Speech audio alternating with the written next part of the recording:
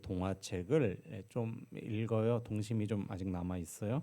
그래서 동화책을 읽는데 여러분들께서는 동심이 많이 없으신 것 같아가지고 제가 오늘 제가 굉장히 좋아하는 동화책을 하나 가지고 왔습니다. 동화책 제목은 아기 해파리의 바다 여행이에요. 네, 제목부터 뭔가 상큼하죠?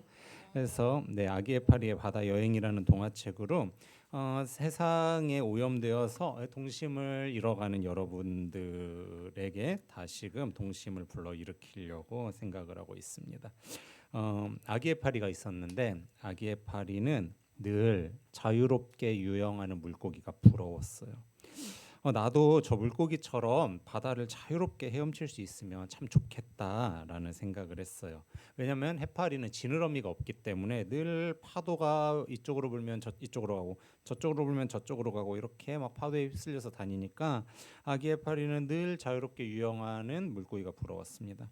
어느 날 아기 해파리는 파도에 밀려서 여기저기로 막 다니다가 드디어 엄마 해파리를 만났어요.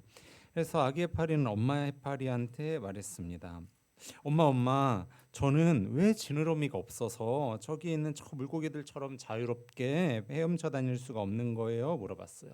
그래서 엄마 해파리가 그건 이렇게 말할 때 파도가 밀려와서 엄마 해파리는 저 멀리 휩쓸려서 가고 말았어요. 아기 해파리는 이상 가족이 되었어요. 또 파도에 밀려서 한참을 휩쓸려서 다니다가 이번에는 아빠 해파리를 만났어요. 아기 해파리는 아빠 해파리한테 물어봤어요.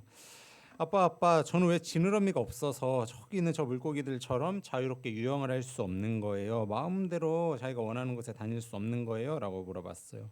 그때 아빠 해파리가 말했어요. 그건 말이야 라고 말할 때 또 파도가 밀려와서 아빠 해파리는 저 멀리 휩쓸려 갔습니다. 네, 본격 이산가족 동화예요. 암튼 잔혹 동화죠.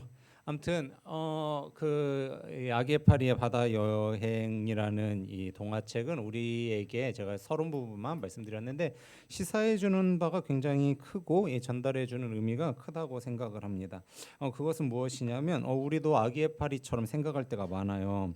하나님, 저도 굉장히 자유롭게 제 인생을 이렇게 이끌어가고 유영하고 싶은데 왜 제 인생은 아기 해파리처럼 환경에 눌려가지고 환경이 왼쪽으로 가라면 왼쪽으로 가고 오른쪽으로 가라면 오른쪽으로 가고 왜 이렇게 살고 있습니까? 저도 굉장히 주도적으로 저의 인생을 끌고 가고 싶습니다라고 생각할 때가 굉장히 많잖아요. 그런데 우리가 주도적으로 우리의 삶을 이끌어 갈 때보다 환경의 지배 속에서 왼쪽 오른쪽 이렇게 휩쓸려 다닐 때가 훨씬 많습니다.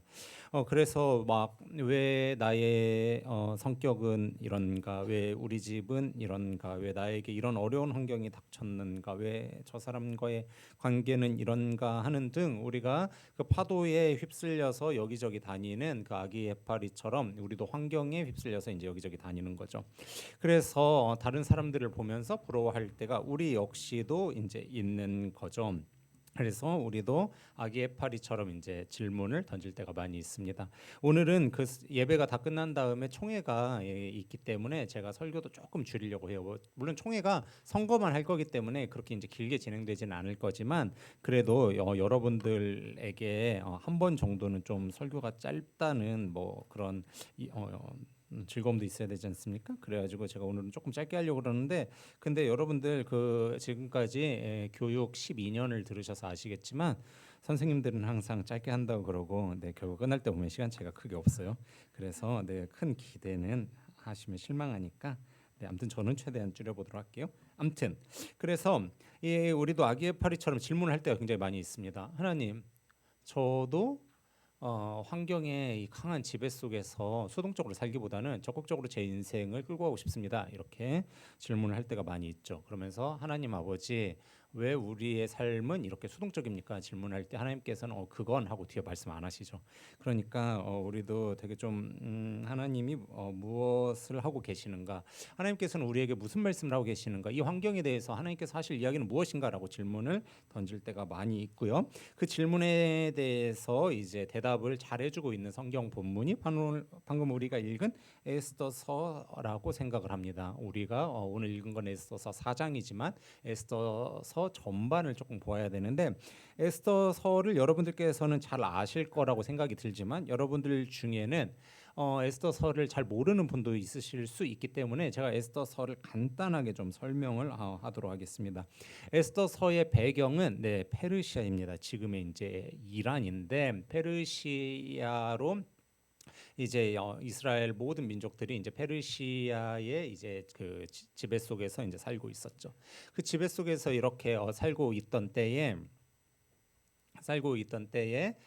그 페르시아는 엄청나게 강한 나라였고 여러분들 중에 제가 페르시아라는 나라에 대해서 잘 모르는데 목사님 제가 페르시아라는 나라가 너무 궁금하기 때문에 페르시아라는 나라를 좀 어떻게 하면 알 수 있습니까라고 이제 생각이 드실 수 있는 분들을 위해 제가 여러분들에게 추천해드리고 싶은 것은 무엇이냐면 그 네이버 웹툰 중에 페르시아라고 하는 웹툰이 있어요. 여러분들 그 네이버 웹툰 많이 보시잖아요, 그죠?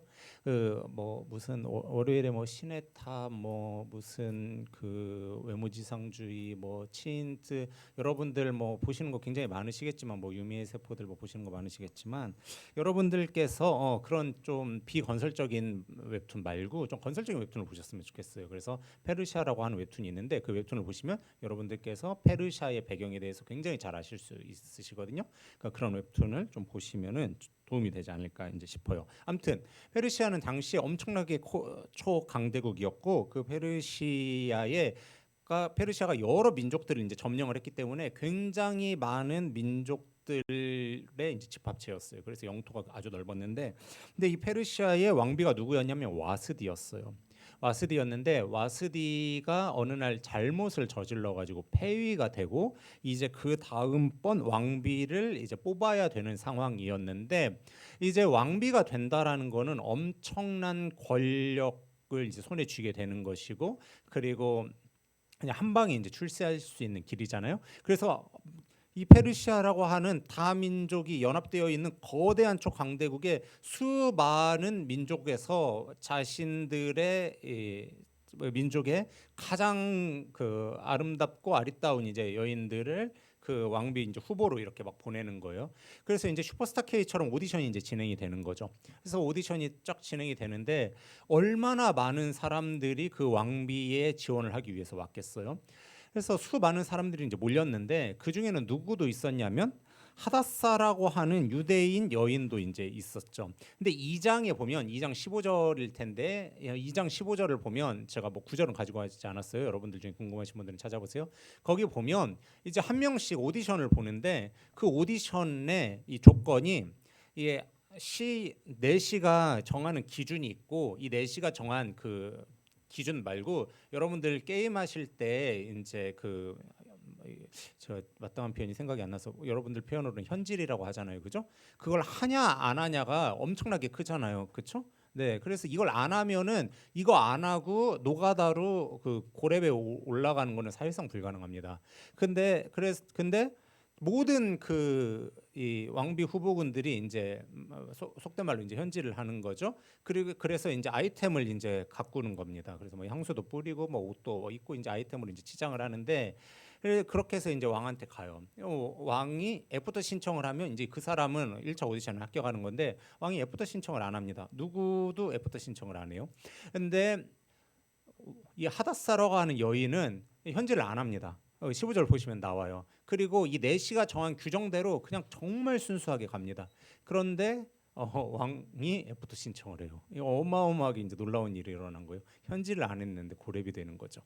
그렇게 해서 이제 하닷사라고 하는 여인이 이제 왕비가 되는데 이 하닷사라고 하는 여인이 왕비가 된다라는 거는 사실상 거의 불가능한 게 여러분 여러 민족의 집합체이기 때문에 이 민족 안에서도 이 레벨이라는 게 있습니다. 그래서 조금 잘 나가는 민족이 있고 못 나가는 민족이 있는데 유대인들은 어디를 가든지 사람들로부터 환영받는 민족이 아니에요. 왜냐하면 조금 이따 보면 나옵니다. 그래서 환영받는 민족도 아니고 이 하닷사는 무엇보다도 이 집안이 안 좋습니다. 왜 집안이 안 좋냐면 부모님이 없어요. 여러분 지금도 지금 이 현대 사회도 결혼을 할 때 집안을 따지는데 그 옛날에는 얼마나 더 이 집안을 고려했는지 여러분들 뭐 사극 같은 거 보시면 아시잖아요. 근데 하닷사는 부모님도 없습니다. 그리고 뭐 현질도 하지 않았어요. 근데 이 기본템만 가진 이 여인이 이 왕의 간택을 받아가지고 페르시아의 새로운 왕비가 되는 거죠. 그게 여러분들이 잘 아시는 에스더입니다. 에스더는 페르시아식 이름이고 이제 하다사는 이스라엘식 이름인데, 그래서 이름을 이제 페르시아식으로 하고 그 왕비로서의 생활을 하는데, 한 가지 왕비가 된 후에도 절대 어기지 않았던 게 있는데, 그게 뭐냐면 문지기인 이 하다사 이 에스더는 고아니까 누가 키워졌냐면 자신의 사촌 오빠인 모르드게가 키워졌거든요. 이제 가끔 주일학교에서 잘못 가르쳐가지고 삼촌이라고 하는데 삼촌 아니고 나이 많은 사촌 오빠예요. 나이 많은 사촌 오빠인 모르드게가 자기를 키워줬는데, 모르드게는 궁정에서 일하던 문지기였어요. 근데 이 모르드게와 이 에스더와의 관계를 숨겼습니다. 숨길 수밖에 없죠. 왜냐하면 이 모르드게는 유대인인 걸 이미 알고 있고, 이 유대인 모르드게는 그 여러 민족들이 모인 이 다문화 이 집단 가운데에 정말 그 천대받는 하층 민족 중에 하나인데, 이 유다인이라는 게 이제 들통이 나면 부모도 없고 이런 게 이제 들통이 나면 좋을 게 하나도 없거든요. 그러니까 자신의 이제 신분을 이제 숨기는 거죠. 그리고는 모르드게가 사촌 오빠인 것을 누구에게도 이제 이야기를 하지 않았습니다. 그러고는 이제 시간이 흘러가는데, 그 민족 가운데에 아주 높은 고위층 인물이 하나 있었는데, 그 고위층 인물이 누구냐면 하만이었어요. 하만은 엄청난 고위층이었죠. 근데 하만에게 모두가 다 경배를 하였습니다. 근데 유일하게 경배하지 않는 아주 껄끄러운 민족이 하나 있는데, 그 민족이 누구냐면 유대인이에요. 그 중에서도 하만은 아니 하만이라네, 모르드게는 절대 인사를 하지 않습니다. 아니 내가 여호와께 절해야지, 내가 당신한테 절해야 될 이유가 없다. 그리고는 절대 절하지 않았습니다. 그러니까 이 하만이 이 모르드게에게 늘 앙심을 품고 있다가, 이 민족들 너무 늘 마음에 안 들었는데 이 기회에 전부 다 전멸을 시켜야겠다 이제 생각을 하죠. 그리고는 이제 왕에게 갑니다. 왕한테 가서 왕에게 무슨 이야기를 하냐면, 아하수에로 왕이시여, 여러분 왕도 잘 아시는 것처럼 이 여러 민족들이 다 왕의 엄청난 법령 앞에 순종을 합니다. 이 페르시아의 엄청난 법령 앞에 순종을 하고, 이 페르시아 이 강력한 문화에 다 적응해서 살아가는데, 딱 한 민족이 아주 껄끄럽게 이 행동을 합니다. 그게 누구냐면 유대인입니다. 얘네들은 이상한 행동들을 하기 시작을 하는데, 자기들은 왕이 또 있고 뭐 그게 하나님이라는 둥, 뭐 무슨 제사를 드려야 한다는 둥, 뭐 뭔 할 수 없다는 둥, 아니 엄청 껄끄럽기가 그지없습니다. 이렇게 되면은 질서가 잡히질 않으니까 왕이시여, 이 기회에 이 유다인들을, 유대 민족을 다 숙청을 하자고 그렇게 이야기를 합니다. 왕은 영웅이기 때문에 이 영웅의 권위에 도전하는 어떤 민족도 있으면 안 됩니다. 이렇게 이야기를 하죠. 그러자 아하수에로 왕이 엄청나게 만족을 하고 조서를 내리죠.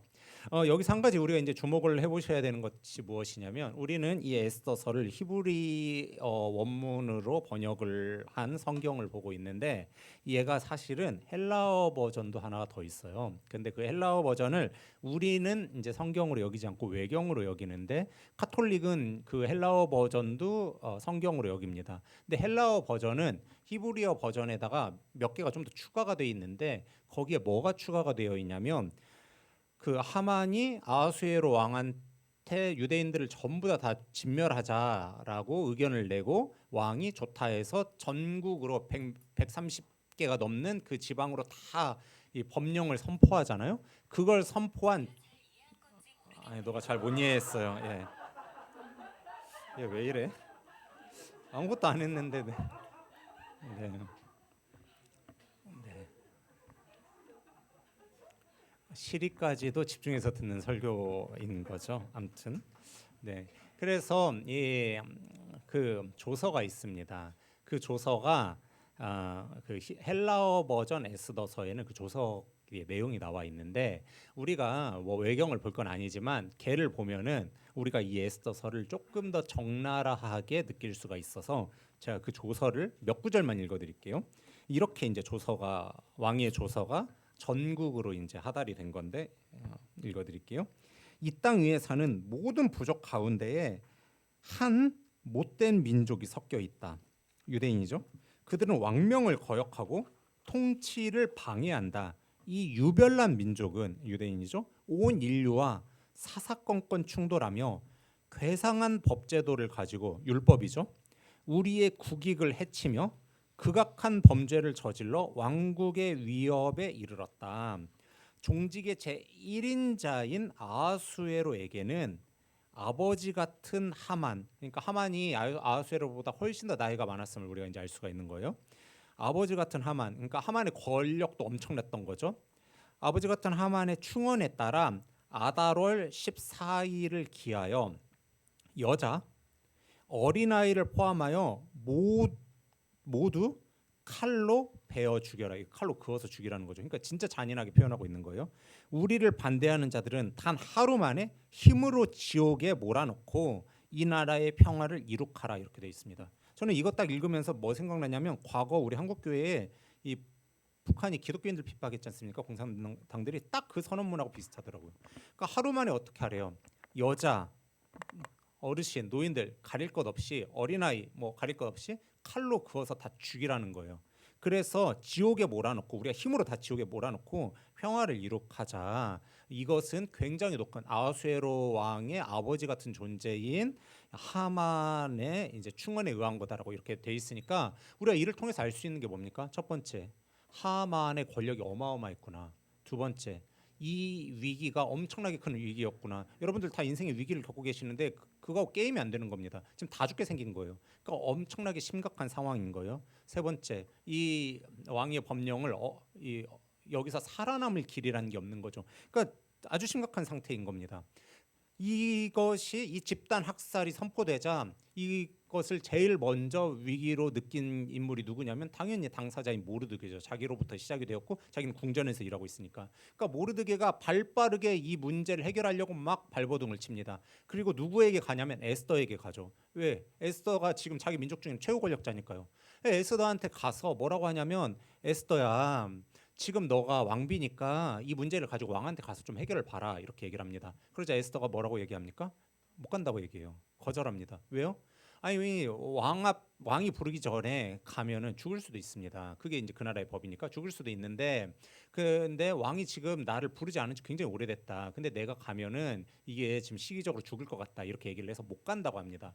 그러자 모르드게가 진짜 중요한 몇 가지 말을 던지는데 그 중에 하나는 무엇이냐면 너가 왕비가 된 거는 이때를 위함이다. 뭐 우리말 성경에는 이때를 위함이 아닌 줄 뭐 아냐 이렇게 돼 있는데 그 이제 원문을 보면은 좀 더 직접적으로 돼 있어요. 그러니까 이때를 위함이다. 네가 왕비가 된 거는 그렇게 이제 이야기를 하죠. 그러니까 에스더가 결심을 하고 내가 그럼 3일간 금식을 하겠습니다. 이스라엘 사람들 다 금식을 하십시오.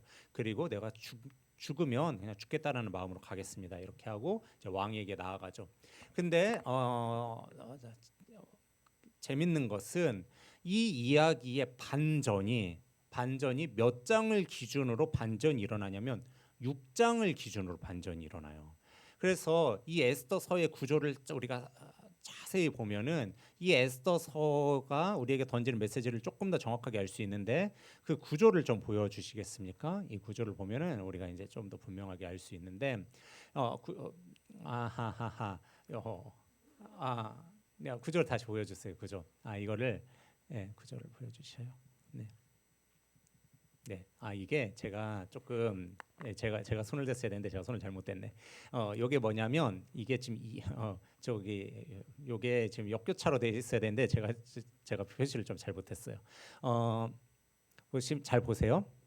1장부터 6 원래 이게 가운데에 있는 X라고 되어 있는 애 있잖아요. 걔 말고는 지금 다 짝이 맞아요. 짝지들이 있어요. E랑 E 프레임, D랑 D 프레임, C랑 C 프레임, B랑 B 프레임, A랑 A 프레임 이렇게 되어 있는 걸 역교차 구조라고 해요. 가운데 하나 빼고 양쪽으로 데칼코마니처럼 딱 붙어 있는 거를 역교차 구조라고 하는데 가운데 있는 애만 짝지가 없고 다 짝지가 있어요. 보시면 1장부터 5장까지는 유대인의 위기예요. 모르드게의 위기, 에스더의 위기, 그 위기 앞에서 에스더와 모르드게의 발버둥, 그다음에 하만과 아하수에로의 높음 이렇게 되어 있단 말이에요. 근데 6장의 반전을 기준으로 7장부터 무슨 이야기가 나와 있냐면 에스더와 모르드게의 구원 이야기가 나와 있고 모르드게가 높아지는 이야기가 나와 있어요. 그러니까 1장부터 5장까지는 너무 감사합니다. 네네. 이제 깔끔해졌어요. 네. 1장부터 5장까지는 에스더와 모르드게 유대인들은 이제 죽게 생겼고 하만은 높은 이야기가 나와 있는데 6장에서 딱 반전을 일으켜서 7장부터는 에스더와 모르드게가 구원을 받고 에스더와 모르드게가 높아지는 이야기가 나와 있어요. 이 반전이 몇 장을 기준으로 돼 있어요? 6장을 기준으로 되어 있어요. 6장이 반전의 시작입니다. 그러면 이렇게 돼 있을 때는 어디를 알아야 되냐면 X로 되어 있는 짝지가 없는 애, 제 외톨이를 알아야 되는데 저 6장엔 무슨 이야기가 나와 있냐면 6장에는 에스더와 모르드게의 얘기가 한 개도 안 나옵니다. 그리고 성경을 좀 관심 있게 보시는 분들은 잘 아시겠지만 에스더서는 성경에 있는 66권 중에 유일하게 하나님 얘기가 안 나옵니다. 그래서 일부 학자들은 에스더서는 성경에 가치가 없다라고 얘기하는데 그건 아무것도 몰라서 하는 소리고, 재밌는 게 그거예요. 에스더와 모르드게가 유일하게 안 나오는 장이 6장이고 에스더서는 하나님도 안 나옵니다. 이것을 좀 기억해 두시고 저희 이야기를 들으시면 좋겠어요. 6장은 무슨 이야기냐면 아하수에로 왕이 어느 날 우연히 잠이 안 와요. 우연히 잠이 안 와서 우연히 궁전을 떠돌아다니다가 우연히 역사책을 하나 보게 됩니다. 그리고 우연히 그 역사책 한 곳을 펴요. 그리고 이렇게 딱 봤는데 우연히 누구 얘기가 나와 있냐면 모르드게 얘기가 나와 있는 겁니다. 그래서 그 우연히 나와 있는 모르드게 이야기를 이제 보게 되는 건데 그 모르드게 이야기가 딱 뭐냐면 모르드게가 페르시아가 위기에 처했을 때 구원한 이야기가 거기 이제 딱 나와 있는 겁니다. 그러니까 우연히 잠이 안 와서 우연히 책을 읽게 되었는데 우연히 모르드게가 페르시아를 구원한 이야기를 접하게 되고 그러고 나서 이 모든 상황이 반전이 일어나는 겁니다. 여러분 이것을 종합해서 잘 생각을 해보세요. 이스라엘은 지금 엄청난 위기에 놓여 있고요. 에스더와 모르드게는 미친 듯이 뛰어다니고 있습니다. 어떻게 될지는 모르는 거예요. 하만의 권력은 무지하게 높고요. 아까 제가 외경 읽어드린 것처럼. 그리고 하나님은 어디에도 안 나옵니다. 그런데 에스더와 모르드게는 구원을 받고 그 구원을 받는 모든 일들은 무엇에서 기인하냐면 우연에서 기인합니다. 우연히 아하수에로 왕은 잠을 못 잤고 우연히 역사책을 읽었고 우연히 역사책에서 모르드게를 발견했고 근데 그 모든 일들이 시발점이 돼서 구원을 받습니다. 그리고 여기에는 한 가지 더 중요한 사실도 있는데 그게 뭐냐면 에스더가 왕비가 된 것은 전적으로 에스더의 노력이라는 건 한 개도 없는 겁니다. 에스더는 아무것도 한 게 없어요. 그냥 하나님께서 우연히 에스더를 왕비로 만드신 거죠. 그는 현질도 할 수 없었고 고아의 부모님도 안 계셨으며 그냥 하층민인 유대 민족의 한 사람에 불과했는데 그가 왕비가 된 것은 전적으로 하나님이 만드신 거죠. 이게 에스더서가 보여주는 굉장히 중요한 바입니다. 우리가 인생을 살아가면서 겪는 많은 일들이 하만과 같은 진짜 해결할 수 없는 높은 권력자가 펼쳐놓은 심각한 위기여서 우리 손으로 뭘 쓸 수가 없어요. 근데 그때 우리는 뭘 하냐면 에스더와 모르드게처럼 뭔가를 해보려고 발버둥을 칩니다. 그리고 그 발버둥 속에 뭔가 뒤에 숨어 계시는 에스더처럼 하나님은 계시지 않는 것 같은데 하나님께서 모든 우연들을 만드셔가지고 에스더와 모르드게와 이스라엘을 구원하시듯 우리의 삶을 끌고 가시고 구원해 내시는 일이 우리의 인생이고 크리스찬의 인생이라는 겁니다. 이걸 제가 다시 한번 정리해 드릴게요. 우리는 늘 뭘 마주하냐면 에스더와 모르드게처럼 인생의 위기를 맞이합니다. 그 인생의 위기는 하만이 가진 권력처럼 높고요. 에스더와 모르드게가 가진 상황처럼 아주 위험하고 그리고 해결할 방법은 없으며 하나님은 어디에 계신지 우리가 알 수가 없어요. 그래서 우리는 분주하게 뛰죠. 그런데 하나님께서는 어디 계신지 모르는 그 상황에서 하나님은 뭘 하십니까? 에스더서 6장에서 반전이 일어나듯이 우연을 만들어내시는 거예요. 그래서 왕이 잠을 못 자게 하고 왕이 책을 읽게 하고 모르드게의 그 일을 만들어내고 에스더가 그때를 위해서 미리 왕비가 되도록 하시고 하나님은 그 모든 일들을 미리 만들어 가시는 겁니다. 그래서 하나님의 구원을 이루시는 거죠. 그러니까 하나님은 어디서 일하고 계시는 거냐면요. 오늘 설교 제목처럼 가면 뒤에서 일하시는 거예요. 그래서 이것을 종교개혁자 루터는 뭐라고 표현했냐면 하나님의 가면이라고 표현을 했습니다. 이게 중요한 거예요. 우리는 하나님이 어디 계신지 이 에스더서에 하나님이 등장하시지 않는 것처럼 우리는 하나님께서 어디 계신지 모르고 막 불안한 그러한 삶을 살지만 실제 하나님께서는 가면 뒤에서 우리보다 훨씬 더 분주하고 우리보다 훨씬 더 위험 있고 우리보다 훨씬 더 강력하게 일하고 계신다는 사실입니다. 그리고 이것을 진짜 믿음 있게 보여주는 대목이 어디냐면 에스더서 4장 14절입니다. 우리 잠도 깰 겸 에스더서 4장 14절, 오늘 본문인 4장 14절을 우리 같이 읽어보도록 하겠습니다. 자, 시작. 이때에 내가 만일 잠잠하여 말이 없으면 유다인은 다른 데로 말미암아 노임과 구원을 얻으려니와 너와 내 아버지 집은 멸망하리라. 내가 왕후의 자리를 얻은 것이 이때를 위함이 아닌지 누가 알겠느냐 하니. 네, 뭐라고 얘기하고 있습니까? 네가 에스더 너가 안 해도 된다는 거예요. 안 해도 하나님께서는 어떤 경로로든지 구원을 이루실 분이라는 겁니다. 이게 엄청난 신앙의 고백입니다.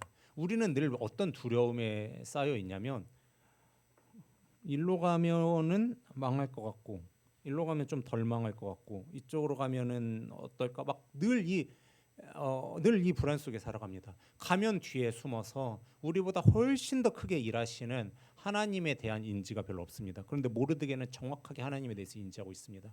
내가 에스더 너가 최고 권력자인 너가 아무런 일을 하지 않아도 가면 뒤에 숨으신 이 무대 뒤에 계시는 이 장막 뒤에 계신 하나님께서는 훨씬 더 강력한 힘으로 반드시 구원을 이루실 거다라는 아주 강한 믿음을 누구는 갖고 있어요? 모르드게는 가지고 있는 겁니다. 이게 에스더서가 보여주는 바입니다. 학자들은 얘기해요. 에스더서에 하나님이 어딨냐? 에스더서의 하나님은 가면 뒤에 숨어서 훨씬 더 강하게 일하시는 겁니다. 그래서 복음주의 학자들은 얘기해요. 에스더서는 하나님이 나오지 않지만 그 어느 성경보다도 하나님의 일하심이 강한 성경이다라고 이야기를 합니다. 여러분께서 이 하나님의 일하심이 강한 것을 보실 수 있으셔야 됩니다. 이것을 잘 보여주는 성경 구절이 성경이 이제 몇 군데 더 있는데 제가 그 중에 하나를 좀 보여드리고 싶은데요. 어디냐면 잠언 16장 33절이요. 잠언 16장 33절을 보여드릴 텐데 제가 일부러 공동 번역으로 가지고 왔습니다. 여러분 우리 성경에는 우리가 보는 성경에는 잠언 16장 33절 제가 이거 여러 번 보여드려서 아마 아실 텐데 잠언 16장 33절을 우리 성경 뭐라고 얘기를 하고 있냐면 이렇게 얘기를 하고 있어요.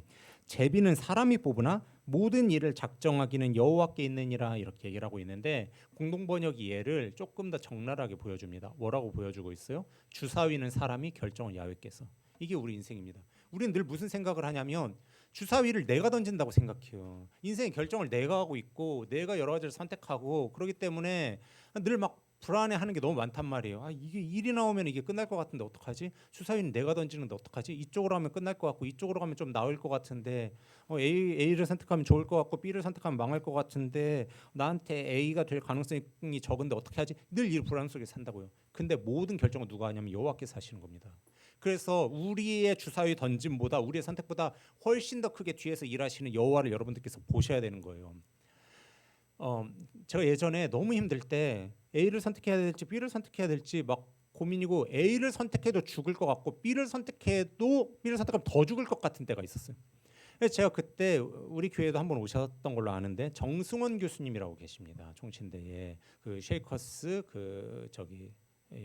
고문 자문 교수님이신데 정성훈 교수님께 제가 가서 여쭤봤어요. 교수님 이게 A를 선택하면 망하고 B를 선택하면 더 망할 것 같은데 저는 어떻게 합니까? 그랬더니 교수님께서 이렇게 말씀하시더라고요. 뭐라고 말씀하시냐면 너가 A를 선택하든 B를 선택하든 하나님의 궁극적 목적인 C는 반드시 이루어진다 이렇게 얘기를 하시더라고요.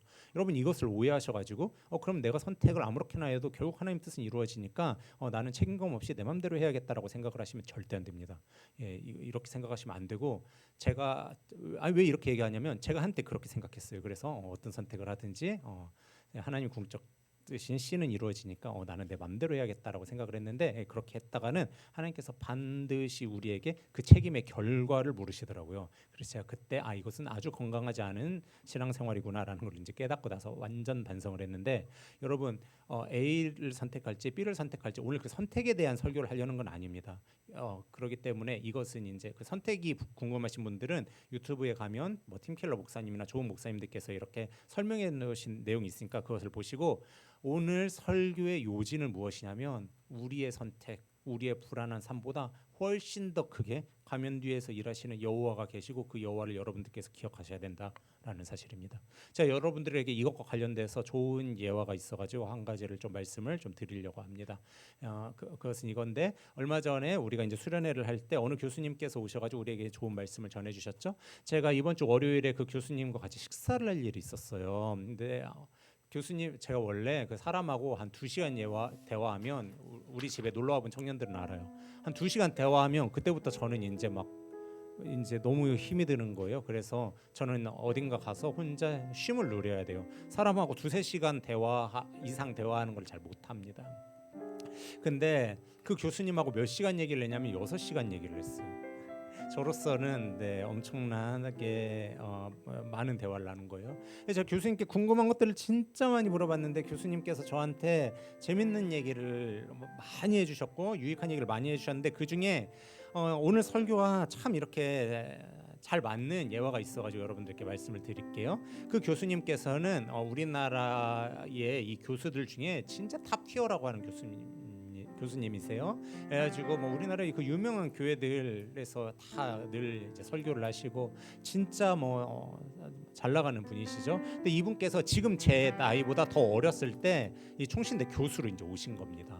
오셔가지고 그때도 엄청난 게 막 학생들의 지지를 받고 그때도 막 엄청난 이제 일타 강사였다고 해요. 그러니까 많은 사람들이 굉장히 좋아하고 불러주는 데도 아주 많았다고 이렇게 이제 이야기를 하더라고요. 저도 알고 있었어요. 그분이 엄청나게 잘난 분이라는 걸. 근데 원래 사람이 누구 한 명이 너무 잘나잖아요. 누구 한 명이 스페셜리스트면 주위 사람들이 그것을 이제 시샘하기 마련이에요. 그게 이제 이 사람 사는 세상 아닙니까? 그게 기본이죠. 아니나 다를까 이 교수님도 많은 사람들이 이제 시샘을 한 겁니다. 그래가지고 막 여러 이제 일들이 있었는데 그 중에 무슨 일이 있었냐면 교수님께서 수업을 하시다가 딱 얘기를 하셨대요. 사사기 얘기를 하시면서 드보라 얘기를 하신 거예요.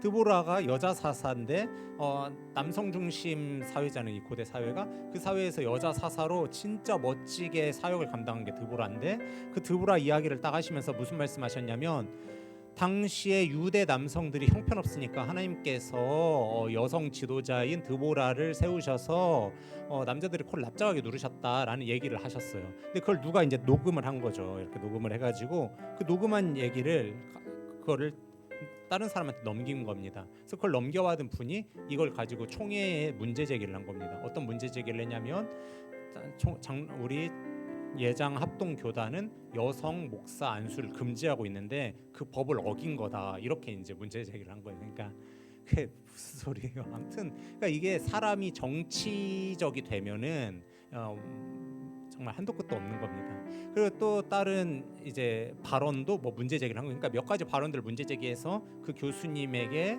이제 이단이라는 이 프레임을 이제 씌운 거예요. 그래서 그게 어디까지 올라가냐면 총회까지 이렇게 올라갔어요.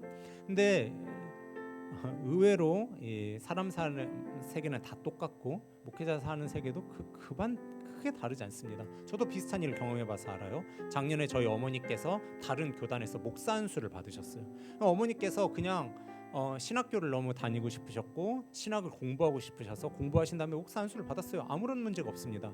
그런데 우리 교단 목사님 몇 명이서 사모님이 안수를 받으면 안 된다 그런 법은 없어요. 근데 그거를 가지고 와가지고 이제 들이밀고 막 난리를 피웠습니다. 제가 너무 화가 나가지고 이거는 이 사람들이 정치적으로 나쁜 행동을 하는 거다. 이건 옳고 그름의 문제가 아니다 해서 제가 너무 화가 나가지고 제가 쫓아가겠다 막 찾아가겠다 했어요. 근데 이렇게 해가지고는 해결 방법이 없을 것 같아가지고 제가 그때 당시에 저희 담임 목사님께서 좀 잘 나가는 분이셔서 제가 목사님께 부탁을 드렸더니 목사님께서 전화 한 통 하니까 한 방에 해결이 되더라고요. 그때 진짜 엄청난 좋은 표현 아니지만 현타가 오더라고요. 야 이게 참 올바름을 논해야 되는 이 목회자 세계가 완전 정치판이구나 싶어서 제가 이제 너무 괴로웠는데, 근데 그 교수님도 똑같은 일을 이제 맞닥뜨린 거죠. 근데 이 교수님께서 이제 2단 시비에 걸려가지고 참 2단 시비 붙을 만한 일도 아닌데 2단 시비에 이제 걸려가지고 괴로움을 겪고 계실 때 어느 한 이 총회의 어르신께서 그 교수님을 부르더래요. 그리고 교수님께 이런 얘기를 했대요. 교수님, 지금 젊은 교수가 교수 생명이 끝나는 건 너무나 안타까운 일이다. 그리고 이것은 지금 옳고 그름의 문제가 아니라 정치적인 문제이기 때문에 감정의 문제다. 그러니까 그냥 가서 자존심 내려놓고 고개를 숙이고 사과를 해라. 고개를 숙이고 사과하면 그분들이 이거를 이제 문제 제기하지 않을 거다. 이렇게 이제 얘기를 하더래요. 근데 교수님께서 오면서 이제 굉장히 좀 현타가 오는 거죠. 아니 이게 옳고 그름의 문제도 아니고 이게 진짜 정치적인 문제가 되어가지고 고개를 숙이면 받아주고 고개를 안 숙이면은 이제 이단 시비를 한다는 게 자기가 너무 이제 인정을 할 수가 없는 거죠. 그래서 어떻게 할까 하다가 사모님께 말씀을 드렸더니 사모님께서 뭐라고 하시냐면 여보 옳고 그름의 문제도 아니고 정치적인 문제로 당신에게 이단 시비를 하는 그런 교단이 있으면 그 교단 나가면 된다고 사모님께서 강력하게 말씀을 하시더래요. 진짜 멋있는 분이에요. 그런 분을 만나야 되는데 아무튼 그래서 이 사모님께서 그렇게 말씀을 하셔서 이 교수님께서 얘기하셨대요. 고개 못 숙입니다. 나가면 나갔지 고개는 못 숙입니다. 교수에서 잘리면 잘렸지 고개 못 숙입니다. 아니 틀린 문제를 고개를 숙여야지 틀린 문제도 아닌데 어떻게 고개를 숙입니까? 이렇게 이제 한 거예요. 그래서 그것을 결국 이제 총회에 올라갔습니다. 그래서 총회에서 이 문제를 가지고 이 교수님을 자르냐 안 자르냐 너무 웃기죠. 드보라 그 얘기했는데 그 뭐 여성 안수 얘기를 했다. 아니 여성 안수가 이단이면은 지금 다른 교단들은 그럼 다 이단이야? 아무튼 뭐 저도 위험한 발언하면 안 되지. 여튼 나도 총회 불러갈라. 아무튼 뭐 그랬는데 결국 어떻게 됐냐면 이게 지금 딱 에스더서와 똑같은 거예요. 권력 있는 권력 있는 사람들이 권력을 가지고 권력 없는 이 교수님을 죽이려고 하는 거죠. 근데 해결할 길은 없어요. 자기는 고개를 숙이지 않았어요. 마치 모르드기가 하만에게 머리를 숙이지 않듯 머리를 숙이지 않았어요. 문제는 심각해졌어요. 총회에 올라갔어요. 게임은 끝났어요. 그런데 그때 놀라운 일이 일어났는데 이 교수님이 얼굴 한번 본 적 없는 안면 한번 진짜 이름도 모르는 총회장님이 그 안건이 올라오자 맞서서 싸웠다는 거예요. 그 총회장님이. 그래서 맞서서 막 싸우고 내년도에 다시 하자 해가지고 그 총회 안건을 내년도로 이제 옮긴 거예요. 1년 후 또 안건이 또 올라왔어요. 집요해요. 또 이제 이단이다 해서 또 안건이 올라왔어요. 근데 그때에도 얼굴도 모르고 안면도 모르고 인사 한번 말 한번 섞어본 적 없는 이게 장로교 총회장은 1년이거든요. 기한이. 그러니까 새로운 총회장님인 거죠. 그분도 얼굴도 모르는데 그분이 또 맞서서 싸운 거예요. 근데 이 안건을 올린 분이 사실 이름만 얘기하면 알만 엄청 높은 분이어가지고 이 총회장님이 싸운다는 게 이게 우리가 생각할 때 총회장이니까 대단한 거 아니야? 아니 그렇지 않습니다. 그 안건 올린 분이 훨씬 대단한 분이에요. 그러니까 이게 싸울 수 있는 상황이 아닌데 두 번이나 얼굴을 모르는 분이 싸워주신 거예요. 그래서 그때 교수님께서 무슨 얘기를 하셨냐면 나는 하나님께서 내 인생이라는 가면 뒤에 숨으셔서 일하시는 걸 봤다는 거예요. 그러면서 하나님이 늘 보이지 않는 것 같은 때가 너무나 많은데 하나님은 내가 이렇게 노력하는데 지금 하나님께서는 뭐하고 계시는가 생각되는 데가 너무 많은데 하나님께서는 가면 뒤에 장막 뒤에 커튼 뒤에 숨어서 일하고 계신다라는 얘기를 그 교수님께서 해주시더라고요. 그래서 제가 사실 이 설교를 준비하고 있다가 예화도 마땅치 않고 제목도 마땅치 않았는데 그 교수님을 하나님께서 만나게 하심으로 이 정말 좋은 제목도 좋은 예화도 이렇게 여러분들에게 들려드리도록 하나님께서 이렇게 준비해 주셨는데요. 우리 사랑하는 기쁨의 청년들 꼭 기억했으면 좋겠습니다. 우리가 에스더 같은 상황을 만나는 일이 너무나 많이 있어요. 하만은 강력하고 문제는 해결할 길이 없고 절체절명의 위기 속에 칼로 그어서 죽여라라는 그 명령 앞에 우리는 아무런 힘도 쓸 수 없는데 하나님은 뭐하고 계시는지 에스더서에 너무나 서운하게 단 한 번 하나님의 이름도 드러나지 않는 것 같지만 하나님께서는 가면 뒤에 숨어서 지금도 강력하게 일하고 계십니다. 에스더가 나서지 않아도 하나님께서는 어떤 길을 통해서든지 구원을 펼치시기 위하여 우리의 인생 뒤에 숨어서 지금도 일하십니다. 왕의 잠을 깨우시고 에스더를 왕비로 만드시고 왕으로 하여금 역사책을 읽게 하시고 모르드게의 부분을 읽게 하시고 그의 마음을 움직이시고 에스더가 그의 앞으로 왔을 때 그녀를 거절하지 않고 왕의 지팡이를 내밀어서 맞아들이도록 하나님께서 모든 상황을 만드신 겁니다. 우리는 우리의 주사위를 잘못 던지면 어떡할까? 숫자가 잘못 나오면 어떡할까? 늘 노심초사하는데 우리가 기억해야 되는 것은 우리의 주사위를 잘못 던져서 나오게 될 노심초사가 아니라 그 뒤에서 숫자를 결정하시는 여호와인 겁니다. 그래서 가면 뒤에서 장막 뒤에서 숨어서 일하시는 여호와 하나님을 기억하시고 그 하나님의 강력함을 붙드시고 그 하나님의 강력함 속에서 살아가시는 우리 기쁨의 청년들 되시기를 주님의 이름으로 축원합니다. 우리 시간이 조금 지났지만